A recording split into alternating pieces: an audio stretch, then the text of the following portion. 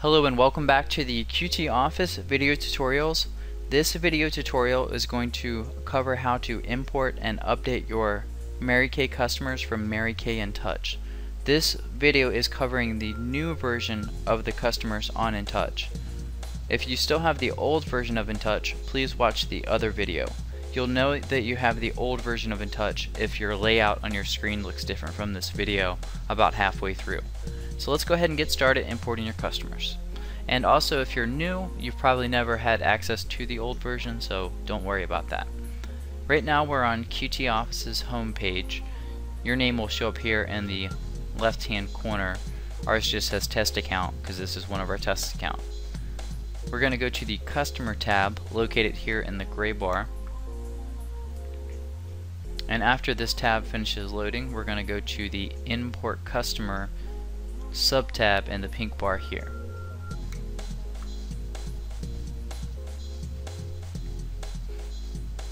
The screen you see here on the video may look a little bit different from your screen because we're going to update this as soon as Mary Kay InTouch no longer uses the old version, because we'll just need one video then. But the important thing to see here is where it says InTouch CSV file here. If you have the old version of InTouch for the customers, you're going to import a CSV file. If you have the new version of InTouch for customers, you're going to use an XLS file. And we're going to access that other tab by clicking here. And as you can see, it says InTouch XLS file here. Now please keep in mind this might show up a little bit different on your screen than it does on this video because we do edit things and make a lot of changes to keep up with InTouch. From here we're going to go to your InTouch account, and QT provided a quick link up here.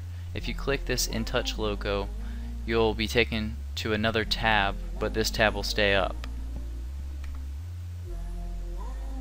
I've already logged into one of our test account here, but if you did click the tab, then just go ahead and log in and then you'll be on this page here.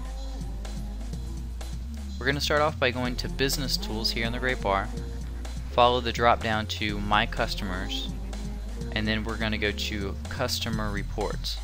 Before I do that, before I click on Customer Reports, I want to point out that previously you went to Customer List to get your customers, but we're going to go to Customer Reports because InTouch is updated. The default view for your new customers layout is Customer Birthdays. That's not going to help us much because we have a very limited number of people per month. We're going to want to go to Customer Reports up here on the top left, and then we're going to want to go to Customers by Location. And if this video is going a little fast, feel free to pause until you catch up. Now that we've pulled up the Customers by Location file, we're going to export that. It says Export Report right here. We're going to go ahead and click on this. And when this pop-up comes up, make sure you have Save File checked. You do not want Open With checked, you want Save File checked. If you open this file, then it can get rearranged and not import properly. So make sure you save file. After you click Save File, click OK. And depending on what kind of computer you're on, what kind of browser you're on, this could go to different locations. I'm on a Windows PC and this has gone to my download folder. If you need to locate this file, there's a really cool trick you can do. You can just right click on it and open, and then left click on Open Containing Folder. If you do this, it'll show you the file path.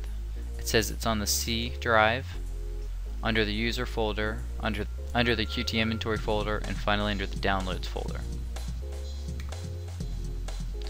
Go ahead and check and find your file path there. Also, this could save to your desktop or to your documents and setting. We're done with InTouch for the moment, so we're going to go back to QT Office and we're going to click this Browse button. This may say something else in a different browser. It may say Upload, for instance, but as long as we're on the XLS file, then we're going to go ahead and hit the button here. This is going to ask me where is that file that you just downloaded. My file is buried a little bit deep in here, but yours probably isn't going to be hidden as far as mine is. I'm going to the user folder now, and then I'm going to go to the QT inventory folder like the file path told me. Final place I'm going to go is downloads, and these reports here are just the other test ones that I pulled through. I'm going to click on the last one and hit open, and then the file path will be filled out here to show where the file is on my computer, and I'm going to click import. Now I'm going to get some duplicates on here because I already imported into my test account. Yours should say successfully imported. If you need to update your customers, you can do the exact same thing we just did. Any customers that you already have in Qt Office will show up as duplicate customers, and any of the new ones will come right in. There's also a list below here that shows which customers are duplicates, if you do have any. That way you can check and see if maybe you put in someone twice and need to combine those two profiles. The final step, we're going to go to customers and just make sure all these were imported correctly. If this looks funny and you have the city name in the email box or the last name in the credit box, then please just click the help or contact us button, and someone from Qt will help you delete those customers from the admin panel, and then we'll help you re-import. So we know this can be a little tricky if you haven't done it before, and most new people need a little help getting started. We understand that completely. So thanks for watching our video, and thank you for being a Qt.